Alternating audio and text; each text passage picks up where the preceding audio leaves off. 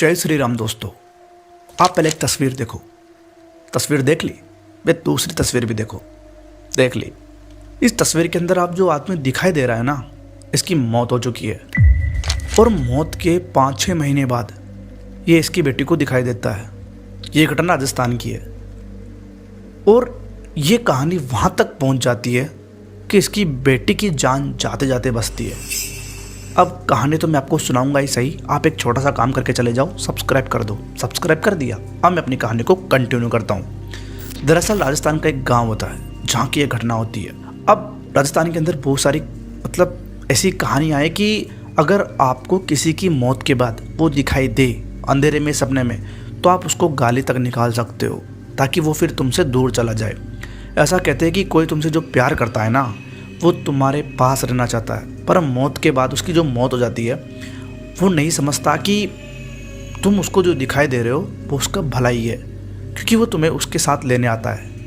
अब राजस्थान के अंदर काफ़ी ऐसी कहानियाँ हैं जिसको यूँ माना जाता है कि जैसे तुम लोगों को कोई दिखाई दे रहा है तो उसको तुम्हें गाली निकाल देनी चाहिए ताकि वो तुम्हें परेशान ना करे।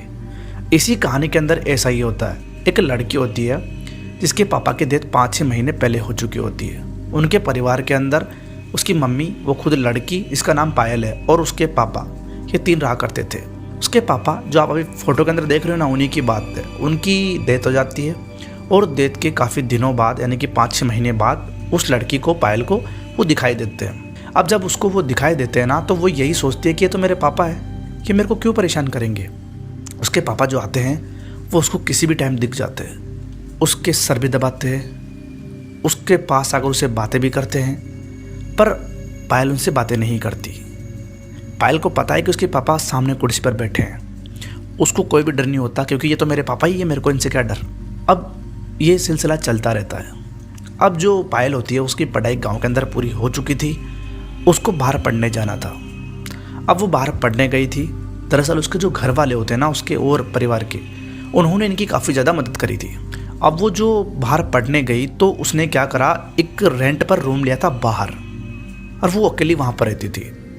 अब वहाँ पर जब वो रही तो 2-5 दिन तो अच्छे से गुजरे, और उसके बाद उसके पापा वहीं रहते थे और उसको डर नहीं लगा। उसके पापा उसी के पास रहते, बस वो बात नहीं करते, कुर्सी पर बैठ जाते। अब पायल को बिल्कुल भी डर नहीं था। क्यों? क्योंकि उसके पापा यार वो क्या करेंगे। जब भी तो कहता हूँ मैं कि राजस्थान के अंदर बहुत सारी कहानियाँ हैं। अगर मरने के बाद आपको कोई दिखाई दे रहा है ना, उसको ऐसा कहो जिससे उसको बुरा लगे और वो आपसे दूर चला जाए। अगर वो आपके पास रहेगा तो वो आपको हानि पहुंचाएगा। तो क्या होता है, वो उसके पापा उसको दिखाई देते हैं वहाँ पर भी। अब उसकी तबीयत खराब हो जाती है। अब उसकी माँ की इकलौती बेटी थी, उसकी माँ ने खोल कर आया इसको कि तेरी तबीयत ज़्यादा खराब है, काम कर, घर आ जाओ। उसने घर आने के प्लान बना लिए। वो घर आ गई। घर आने के बाद अच्छे से डॉक्टर को दिखाया उन्होंने, पूरे परिवार वालों ने उसको दिखाया। अब डॉक्टर के तो बस की बात ही नहीं थी ना। देखिए, पहली बात तो ये, डॉक्टर ने मना करा कि ये जो दिक्कत है इसको, ये हॉस्पिटल की हो ही नहीं सकती, क्योंकि जो डॉक्टर होता है ना, वो भी कहीं गांव से लगा था। क्योंकि गांव वाले आदमी जानते हैं कि अगर डॉक्टर की दिक्कत होगी, हॉस्पिटल की दिक्कत होगी तो वो ठीक हो जाएगी, वरना जो भूत प्रेत पिशाच इनकी दिक्कत होती है ना, डॉक्टर समझ जाते हैं, जो गाँव वाले होते। तो वो जो डॉक्टर था वो सब जानता था कि वो भूत के ऊपर विश्वास था उसका।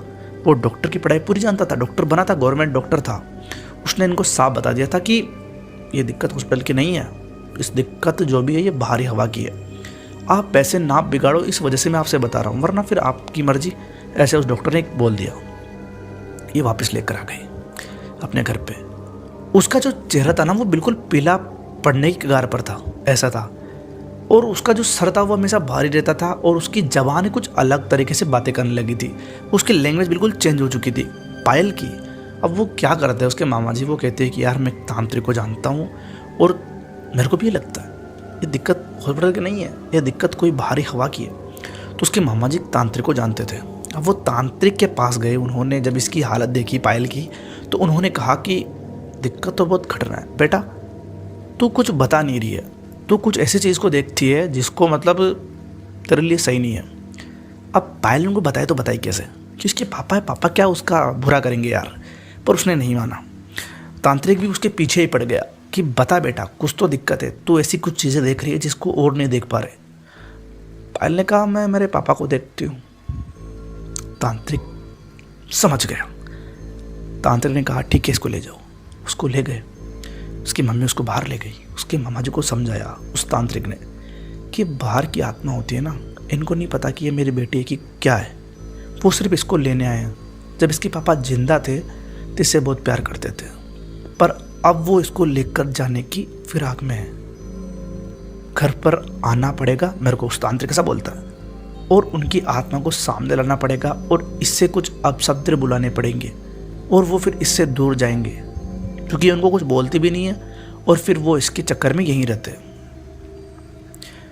जब ये बात पायल को बताई तो उसने कि मैं पापा को गाली कैसे निकाल सकती हूँ, मैं पापा के बारे में बुरे शब्द कैसे कह सकती हूँ।